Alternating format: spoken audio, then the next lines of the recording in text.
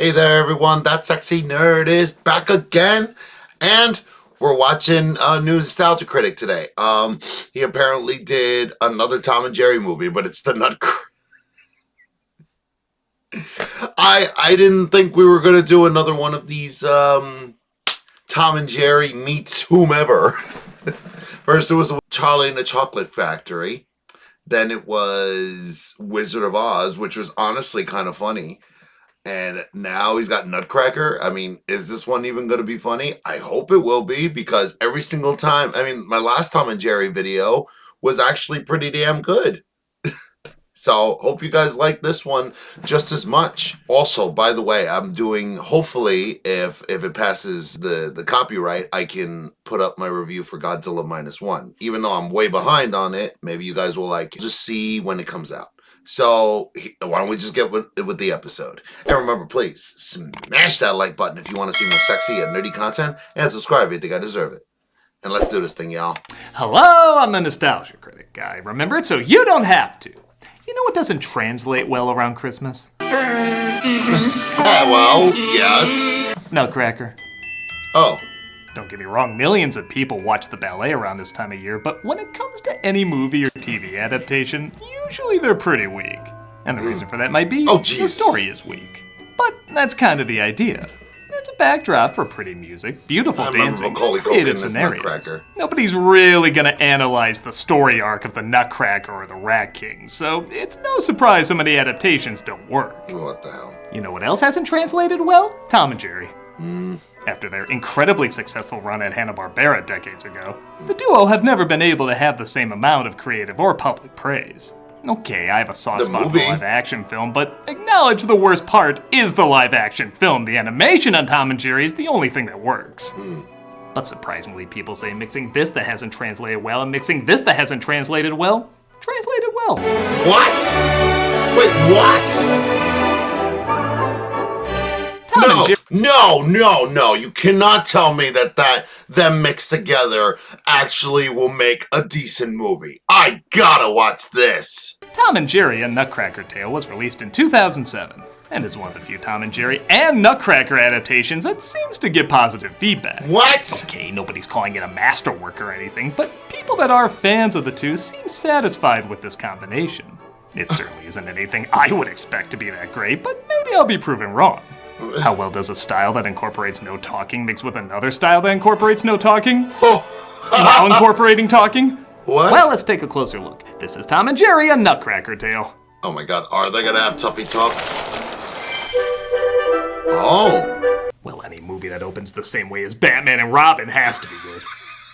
Once upon a Christmas Eve, the Nutcracker Ballet was performed to everyone's delight. Particularly the AI generator that performed it. Yeah, the style in the beginning is a little odd.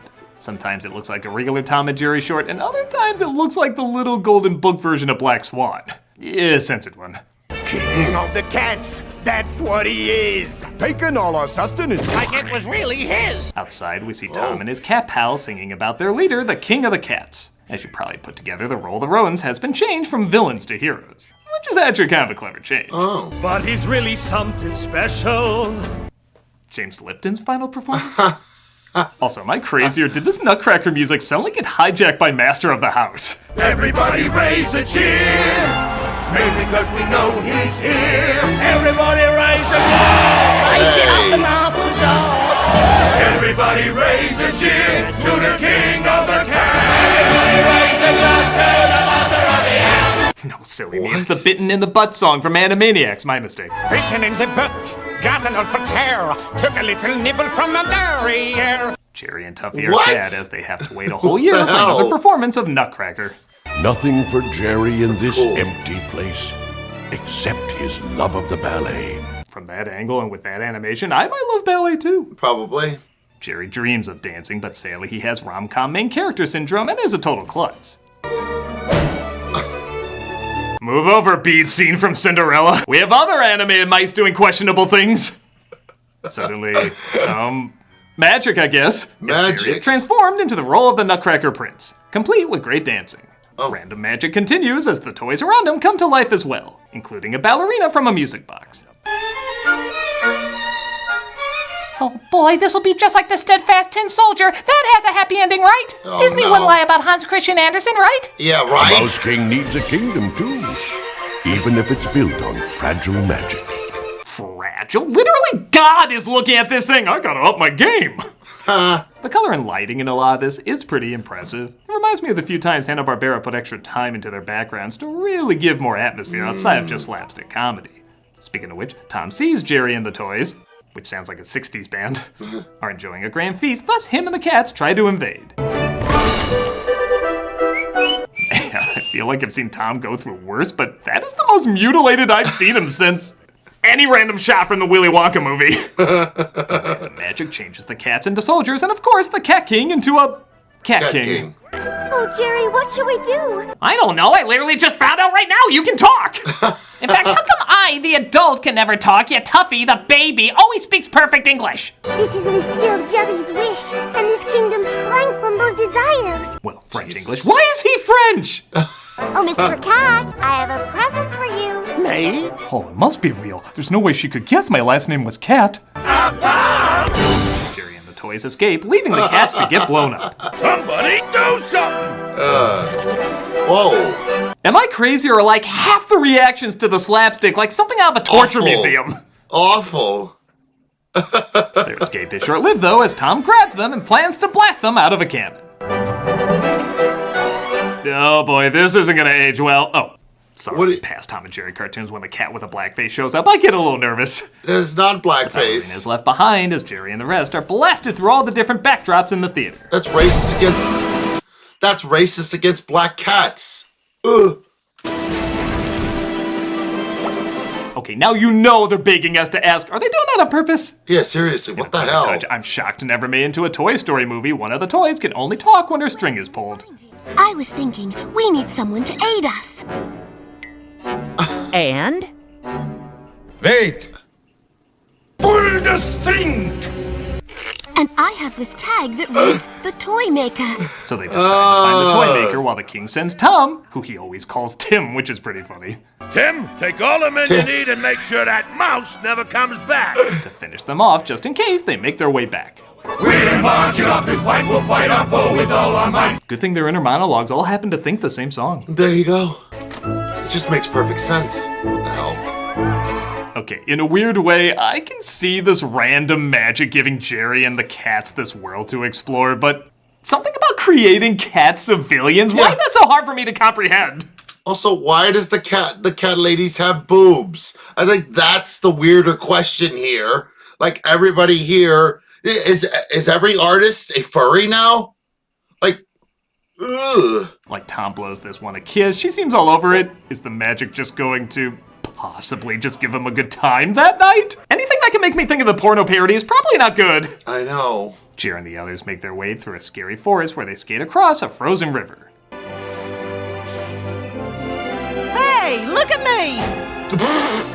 This is one of the most playfully gruesome kids cartoons I've ever seen. I'm half expecting this to be like, Hey, look at me! Jeez. this can be a little bit of a Halloween episode too. Wow. On that note, Jerry falls through the ice and gets stuck in some of the seaweed, keeping him underwater. Don't drown. Don't give up, buddy! Don't drown. This is the most epically cheerful mouse drowning music I've ever heard. This is the music Walken imagines when he tells his story about two mice falling into a bucket of cream. Jerry makes it out, though, as Tom gets closer to capturing him, but Tuffy pretends to be his conscience. When Tom questions where the little devil on his shoulder is, Tuffy decides to play both. Again, this is kind of a clever routine. Please, I beseech you. He's got the tail. Sleep on it, won't you? Damn, Tom and Jerry Nutcracker brings the pain! How is it movies can be PG for thematic elements and rudeness, but imagery that literally makes adults shout, Jesus, is suitable for all audiences? Also, extra point for the Wilhelm scream. Though I do suddenly want to see a Sarlacc pit at the end of that fall. Tuffy catches up to Jerry to warn him about the approaching cats. They are probably surrounding us even as we speak. Oh my god, his voice, Tuffy's voice is annoying. Why can't he be played by the lady from the Rugrats who played Phil and Lil, like in the last ones? Oh, what, you can't do a French accent and that at the same time? Maybe not. Aw, our doom is delightfully scored. We should be in chaotic danger more often. Jerry outwits him, though, in a horrifying way, you may ask? Why, yes. Oh my god! Every moment of violence looks like there's gonna be a Sarah McLachlan song accompanying it. This is basically what people saw when they first watched The Happening. And too, in a way that's pretty funny. Oh, wow. We really are the wrong people to do this. And our heroes make a run for it. I'm glad the special knows the importance of getting Tom's yell right, because man, it can take a moment that would be lackluster and suddenly make it hilarious.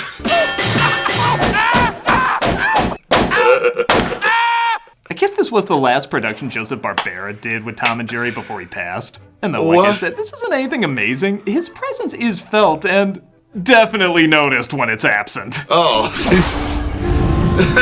Wait, a dragon. Wait, that was Joseph Barbera? I didn't know he was still voicing the characters. That's amazing. I love this. This actually is a great episode. Damn. They enter a dragon's cave. Jesus. Okay, I guess I won't fight seeing a dragon in Nutcracker. As the mean, creatures are sleeping and they have to get back the elf's head, which fell off earlier. Smaug. Jeez, oh, more. Never mind. I swear animated films are trying to create a fetish for sexy fire. Now? Those came out years ago. What the? Why, thank you, erotic element.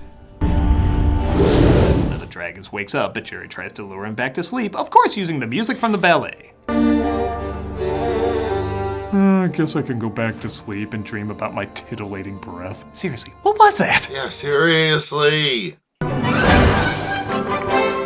Oh, they're at a carnival now. Alright. Okay. I guess someone just heard the music and said, I imagine rigged games and expired food, and everybody shrugged, who the hell's gonna get upset about that? It's Tom and Jerry. Yeah, and also, why wouldn't that go with Tom and Jerry? If you put them at a carnival and Nutcracker music, at least that song from the Nutcracker, I'd buy it.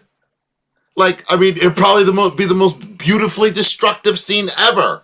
And they're kind of right. This gets a few chuckles. Yeah. Yes!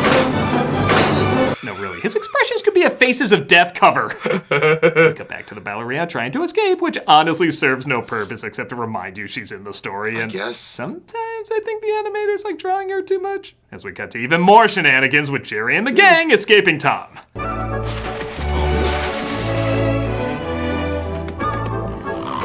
I never thought I'd say this, but I could use a little bit more plot in Nutcracker right now. The slapstick is still good and all, but I need a little something to shake things up. How are we gonna get her to talk? That'll do. I think I can help you with that. Oh my god! I'm sorry, did you drop in from this adaptation? Where the hell did this guy come from? He looks like whenever you say you don't believe in fairies, he's gonna take the dead fairy's place. I have special methods for restoring speech. No joke, with the intensity of some of the other violence, I was thinking to myself, I gotta take her goddamn teeth out. Yeah, wow. She's forced to tell him how to find the toy maker as our heroes get closer to their destination. All we had to do was follow the star. No, you fools! A guiding star? Christmas? This is clearly leading to the birth of Brian. Can you imagine I got snagged on a branch? Sure hope the toy maker's got some knitting needles. Jackass isn't as accident prone as you are. The toy maker is revealed to be Santa, and I am embarrassed to admit I didn't figure that out earlier. And he does his best to help. When the sun rises, the magic that created your kingdom will fade. If you fail to reclaim your throne, it will remain the domain of the cats forever. What the hell does any of that mean? What? This kingdom didn't even exist 20 minutes ago. We were just dancing and eating. Now there's geopolitics in play? Santa gives him an army of toy soldiers, which Jerry leads to take back the land. Why do I love that this one soldier is a little off from the others? Like the animator said, one of them would be drunk. Lower the drawbridge! Ah! crap! The supporting cast I forgot was even in this! Our mice pals get eaten, but the horse returns to redeem herself. Oh, the sun comes jeez. up, resulting in the magic fading as the cats are literally kicked out of the show and back into the alley. But oh no, the day isn't saved yet. Really? Because there's literally just 3 minutes left. Oh! No. Not the horsey. What the She starts saying burial instructions. Jewish funeral, no glue factory. But random magics are back to life, and now she can talk even without a string. Now that's what I call a happy ending. Wait, were they watching the whole... Wait, what? What? Is a backwards talking dwarf gonna announce this was a David Lynch production? What the hell is going on? And that was what many fans say is one of the best Tom and Jerry productions after the original shorts. Yeah, it's alright. I mean... I can't say it has quite as much in it for adults like the original Yeah, shorts, no. but the slapstick is still decent. A lot of the animation can be pretty to look at. And like I mentioned, it does seem more geared towards little kids. But having a younger target audience isn't a bad thing, and as those go, I think this has enough decent moments. The music, most of the time, matches the animation. There are a few moments where it doesn't quite work. But you do give it a little leeway because it is a direct-to-video movie. And honestly, for 2007, this is more effort than I would expect. I don't know if I would watch it again, but if you're a Tom and Jerry fan, there's a corny elegance to it that has just enough laughs and creativity to be worth at least one view. I'm a nostalgia critic guy, remember? So you don't have to. It's a nice little image. Nice little image to end on, actually. The little, do. That's what it reminded me of. It totally reminded me of Zorro. What are you gonna do? But yeah, not bad. I kind of want to check that out for the channel, but I don't know. We'll see. But yeah, I got to do a lot more Tom and Jerry stuff. Hopefully, too, I will be having a certain Disney movie. It's not going to be a Christmas Disney movie. It's just going to be a Disney movie. I'm just going to be showing it to my nephew for the first time. And hopefully, if we get there, I'll get it out to you. But what did you think of the episode? This is actually kind of funny. But not as funny as the top 11 Tom and Jerry episodes. That's what I'm saying. I'm like, I think Wizard of Oz was better. But anyway, let me know. I don't know any of this movie's history, so let's tell me about it in the comments below. And remember, please smash that like button if you want to see more sexy and nerdy content, and subscribe if you think I deserve it. And I'll see you all in the next episode.